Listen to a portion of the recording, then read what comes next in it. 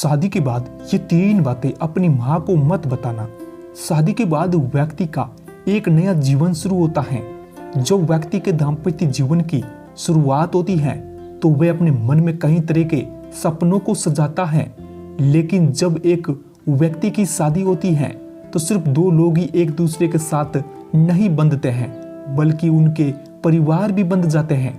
इसलिए यह पति पत्नी की दोनों की जिम्मेदारी होती है कि वे अपने रिश्ते के साथ साथ अपने परिवार के रिश्तों को भी समझदारी से हैंडल करें।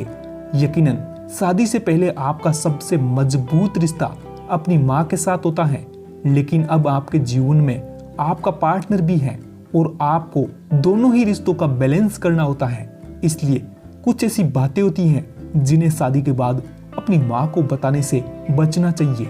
नंबर 1, शादी के बाद अपने पार्टनर की पर्सनल बातें अपनी माँ से शेयर ना करें। शादी के बाद पति पत्नी के बीच विश्वास का एक रिश्ता कायम होता है।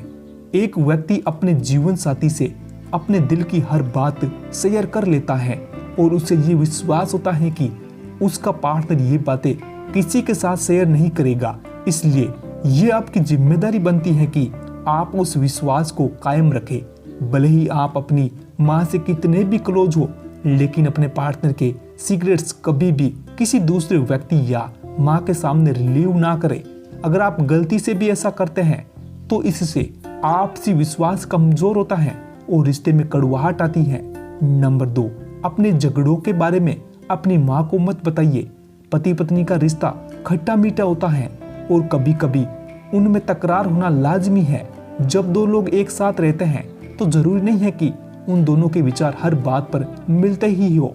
ऐसे में कभी कभी मतभेद भी हो जाते हैं, लेकिन पति पत्नी के बीच के आपसी झगड़े के बारे में कभी भी माँ से शेयर नहीं करना चाहिए।